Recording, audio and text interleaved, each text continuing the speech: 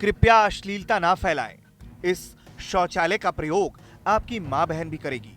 जी, देश की कोयला राजधानी धनबाद का एक शख्स ट्रेनों और सार्वजनिक शौचालयों में लिखे अश्लील कमेंट्स को मिटाने की मुहिम में जुटा है। भद्दी और अश्लील टिप्पणियां साफ कर लोगों को संदेश देता फिर रहा है कि कृपया अश्लीलता ना फैलाएं। इस शौचालय का प्रयोग आपकी मां बहन भी करेगी। इस शख्स की जद में धनबाद स्टेशन से गुजरने वाली हर वो ट्रेन है जिसके शौचालय में गंदे कमेंट्स लिखे होते हैं। अंदर से संतुष्टि मिलता है कि देश हित में कुछ भी तो काम करे भारत के लिए। स्वच्छता का ही संदेश है, सबको स्वच्छ रहना चाहिए। मानसिकता जो है ना, लोग का मानसिकता दूसरा टाइप का है, मानसिकता को चेंज करने का।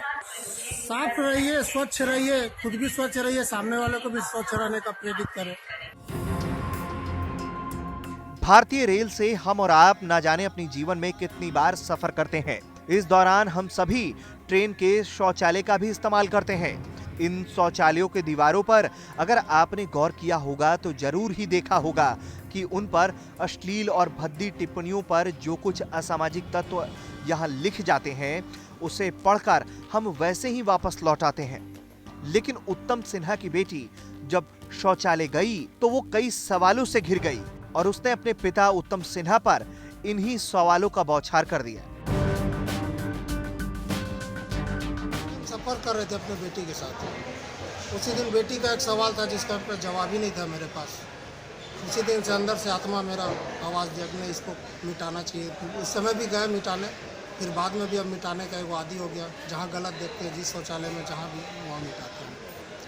बेटी का सवाल था, बेटी गई बाथरूम, उसको बाथरूम लगा, लेके गए। बाहर आई तो पूछी हमसे कि पापा देखे ना क्या क्या लिखा हुआ है, ड्राइंग बनाया हुआ है। मेरे पास कोई जवाब ही नहीं था छोटे बच्चे का। उसी दिन से अंदर आत्मा का आवाज़ आया, नहीं करना चाहिए।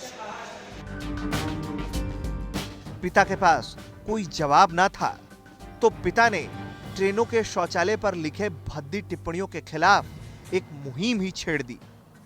उत्तम सिन्हा पेशे से कपड़े के कारोबार से जुड़े हैं। वो अक्सर अपने काम को लेकर पटना, छपरा, कोलकाता, छत्तीसगढ़, लखनऊ, कानपुर और लुधियाना जैसे शहरों में जाते रहते हैं। इस रूट की लगभग सभी ट्रेनों में ये सफर करते हैं।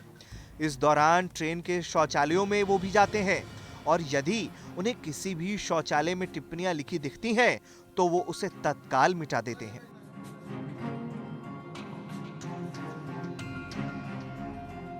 100, 150, 200 होगा ही होगा। रोज तो तकरीबन आधा घंटा 1 घंटा समय दे ही देते हैं हम, जब मौका मिलता तब देते हैं। उत्तम अलग अलग रूटों की ट्रेनों में 250 से अधिक शौचालयों की दीवारों पर लिखे अपशब्द अब तक मिटा चुके हैं। साथ ही लोगों को जागरूक कर रहे हैं कि ऐसी कोई बात दीवार पर ना लिखें जिन्हें आपकी मां, बहन और घर के सदस्य पढ़कर शर्मिंदा हो। उत्तम सिन्हा की सराहना करने वालों की कमी नहीं है। ये लोग इन्हें ऐसा करते देख उनकी तारीफ करते नहीं थकते। क्या हो रहा था कि एक बार आसनसोल से हम लोग आ रहे थे भी, तो आसनसोल स्टेशन से हम लोग साथ में निकले तो ये बाथरूम में चले गए। बाथरूम में जाने के बाद वहाँ पे कई सारे टिप्पणी लिखा हुआ था पेंसिल और पेन से, तो ये मिटा रहे थे। तो हमें देख करके लगा ये बंदा पागल हो गया क्या। तो काफ़ी देर तक देखा मिटा रहा, हमने सोचा खुद लिखा होगा बंदा।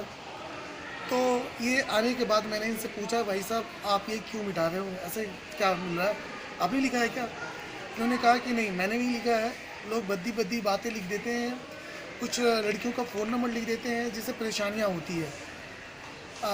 आपने कभी मिटाया है क्या या लिखा है क्या। मैंने बोला मैंने कभी लिखा भी नहीं और मिटाया भी नहीं है, लेकिन मुझे मिटाना हमें भी चाहिए क्योंकि ये देश हित के लिए है।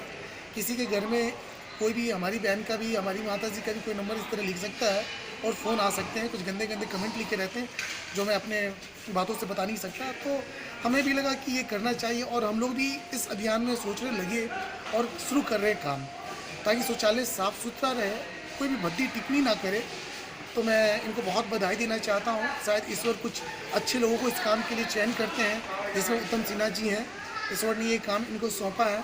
मैं इनको बहुत बहुत साधुवाद देता हूँ कि आप इस कार्य को और भी बढ़ा चढ़ा के काम करें। वाकई उत्तम सिन्हा की ये पहल सराहनीय है और इसकी जितनी तारीफ हो उतनी ही कम है। धनबाद से मोदक सिथुन, बिहार तक।